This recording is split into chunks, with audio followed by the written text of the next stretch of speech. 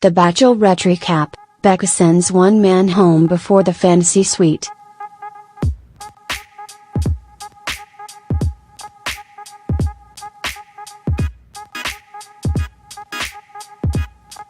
We've made it all the way to Chiang Mai, Thailand, Rose lovers, and Becca has some breaking news.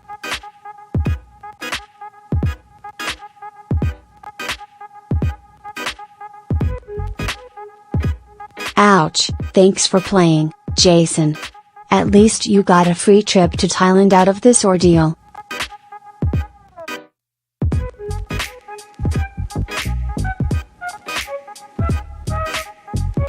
As for the lucky two men Becca does love, everything with Blake is effortless, but she's worried about whether Garrett can challenge me and push me and last for a lifetime. Only one thing can help Becca calm these fears: a trip to the fantasy suite. The first date of the week goes to Blake, and it begins the way all of Becca's one-on-ones have started this season.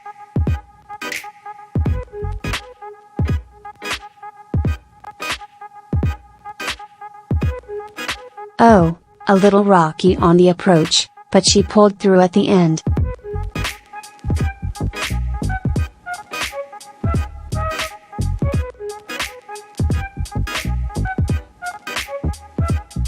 I'll give this leg wrap a score of 7.9.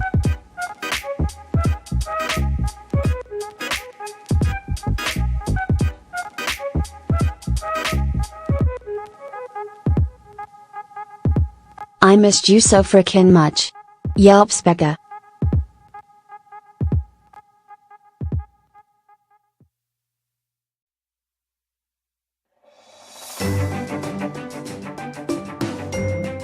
It's been way too long.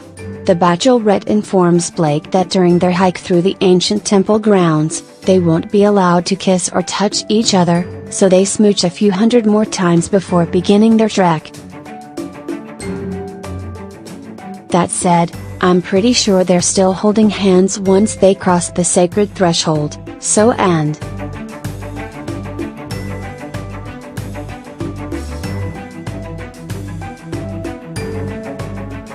Anyhow, Becca and Blake have an old and cultural time meeting with two Buddhist monks, who tell them about how important honesty, acceptance, patience, and giving are in a relationship.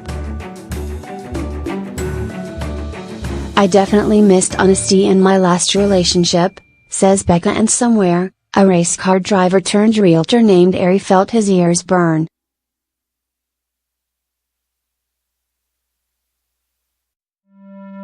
That night, Becca dons a modified Marilyn Monroe-style dress for dinner at the hotel with Blake.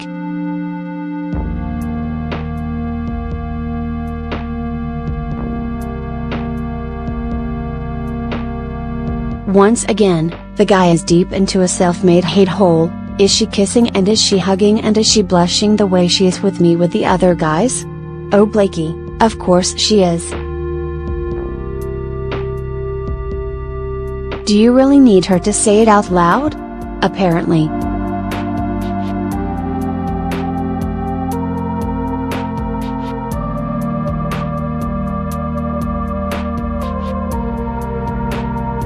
Obviously, Becca can't give Blake the answer he really wants, so she gently tries to reassure him that she felt the same way when Ari was choosing between her and Lauren, and yeah, it's no fun to be so in your head about things. You have been the most solid and the most consistent, to the point that I feel like it's too good to be true sometimes, continues Becca.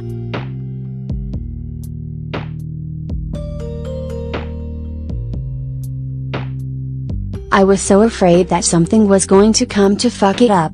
Blake insists that won't happen and now Becca's the one getting nervous.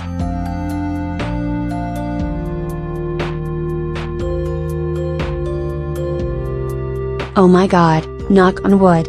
I'm so superstitious.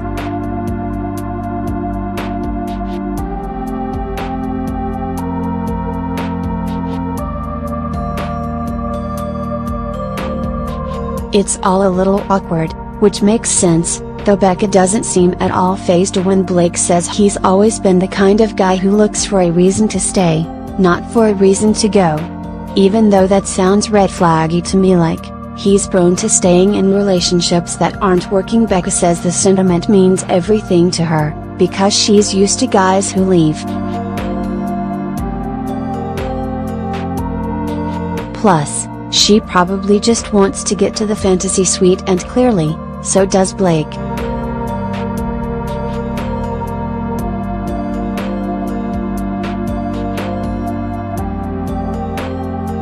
Cut to Becca cuddling in bed with Blake the next morning, sporting a black silk robe and a full face of makeup.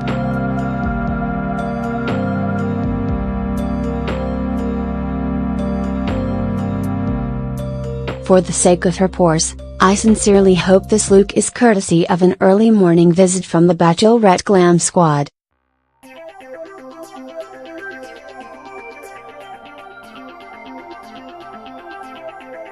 Alrighty, Blake, please release Becca from your clutches, because she's got 2 other dudes to test drive.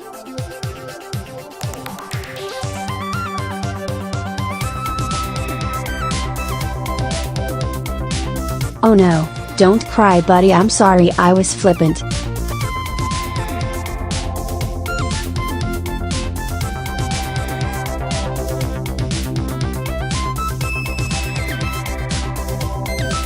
Do you think Becca gets at least a day to detox between overnight dates?